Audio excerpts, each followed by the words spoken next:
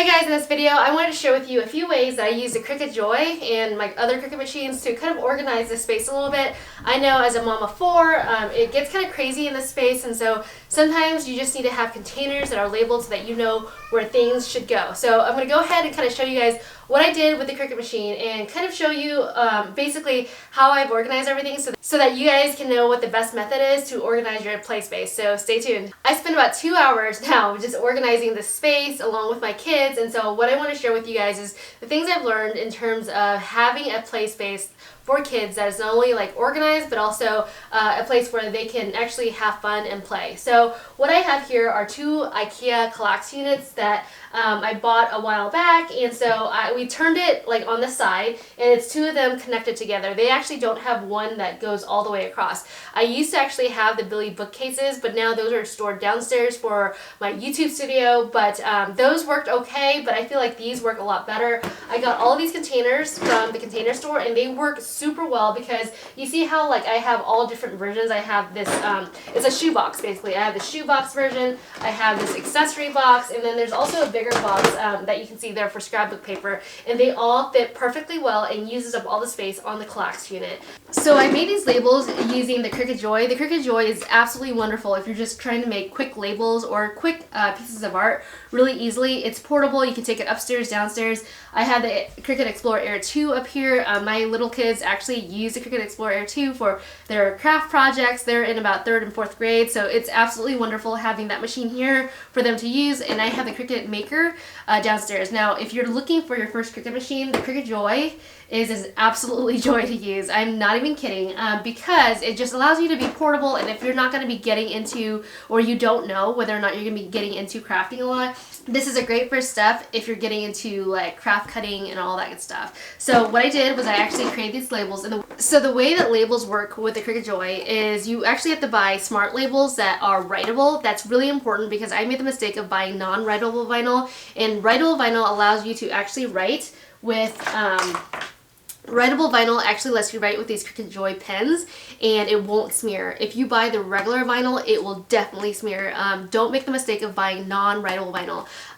This package right here is about $7, and it comes in 4 feet lengths. And with the Cricut Joy, what's really great is that you can actually feed some of the material just with the machine without using a mat. Now, when you use a Cricut Joy, there's a couple mats that you can use. You can use this mat. There's also a card mat that you can actually use to cut greeting cards, birthday cards, whatever kind of cards you want, and it allows you to kind of fold the paper over and just cut out the decorative part of the card.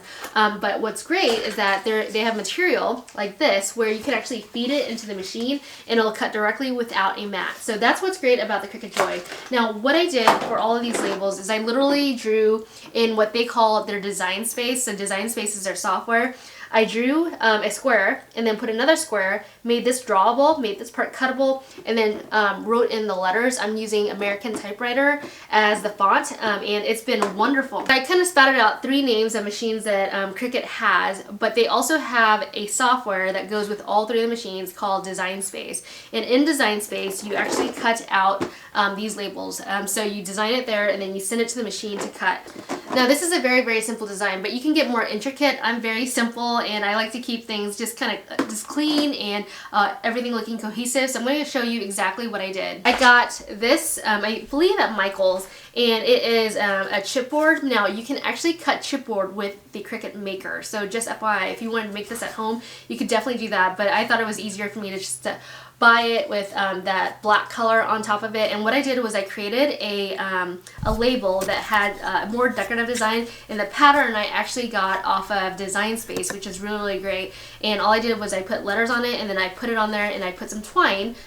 Twine's about 50 cents, and stuck it on, and then hung it from my wicker baskets, because wicker baskets are super hard to label. Obviously, on a wicker basket you can't just put a sticker on it. So what I did was I bought these little chipboard circular tags at Michael's, and then I created my own custom label on top of it using the Cricut Joy. So it was really, really easy to do. I'll go ahead and link to a template that you can use down below, and if you guys have any questions on it, let me know. But it was just really simple to use. You could actually use the Cricut Maker. The Maker is is a little bit more heavy duty, allows you to cut chipboard and a lot of more things, but the maker can actually cut this for you. So if you have chipboard that you want to cut into a shape, it can definitely do that. But I just decided to buy this, and it was like under, I think, $5 for I think 10 of them. Now Cricut also has all these different materials that you can buy. This one you actually have to use a mat for. It is called the Deluxe Paper.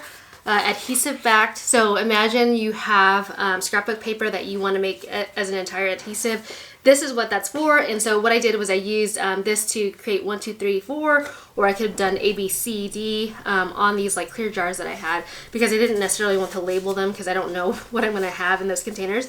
But it comes in these packages here, and it has a ton of different patterns.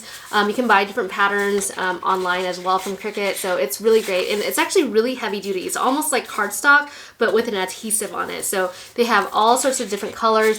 And what's really great about a lot of these Cricut like paper and all that is that they have these squares behind, because what's great is that like if you are trying to kind of save the paper, you could cut a straight line without having to have a edger or a cutter right next to you. So that's what that is.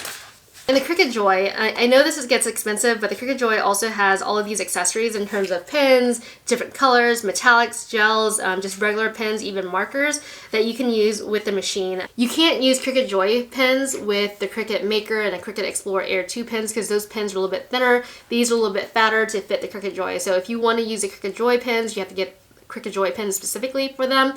So if you have both machines, sorry, you're going to have to basically buy 2 sets of markers and pens to use with both machines.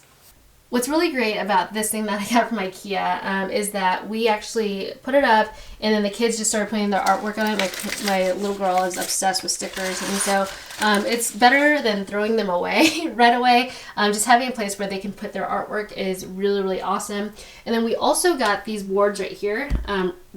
It actually came in a pack of 4, and we got some pins for it, and so it's been really wonderful just to kind of show off their artwork as well. And then up above, you guys can see they have a bunch of art that they have. It's really terrible, I feel like, whenever we have to throw it away when they've done the artwork. I know I'm probably some sort of hoarder, but this allows them to display their art, and when they get older, obviously I'll probably throw it away. But this is what it looks like. And then that's what this space looks like. And this is really messy because I'm actually labeling right now. But again, this is the portable machine, and that's my computer, and that's the kids' computers. And so that's what this space looks like. They've got an L-shaped like desk here where they can do art. What I would recommend is that you keep these pins far away from the wall, because they will definitely like kind of hit up. See how it's like already messy? I would recommend putting the pins far away from the wall. But other than that, this is a great setup for the kids just to be able to kind of do their art. The kids know that everything has a place now. There's labels everywhere. Obviously, it'll probably get messy, but they know like where things belong. So there you have it. That is how I labeled our space using the Cricut Joy machine. I absolutely love how our play space has turned out. So that's how I use the Cricut Joy to kind of label all of the toys and the containers that we have in the play space. It just makes organizing and cleaning up a lot easier because everything has a place. We used to actually have this playroom downstairs, and I don't regret doing that, because when it was downstairs and the kids were a little bit younger, we could see what they were doing. It was on the same floor as where our bedroom and our living room and our kitchen were, but upstairs is where all the kids sleep. And so now that they're a little bit older, and us not wanting to have the mess everywhere, moving this play space upstairs was really, really great, because this space actually used to be my office. And what was terrible about that was that when I was working late at night when the kids were sleeping, they could hear me typing and talking on the phone. That was kind of hard, being able to work and also making sure that kids were asleep late at night. And so what we did was a switcheroo. Now my office is downstairs, and then here, this is a play space that they can use. And as my girls actually got older, this is also their homework space and place where they can do art and just make messes without it being like cluttered downstairs where, you know, guests could see. So this is their play space. It's for my 3 and 5-year-old to play with their toys, and then my other kids are like, you know, doing their homework and stuff on this side of the house. And so it's just really, really wonderful just to have the kids have a play space other than their bedrooms, just to make sure that the toys are all out of sight. So thanks for watching. Take care.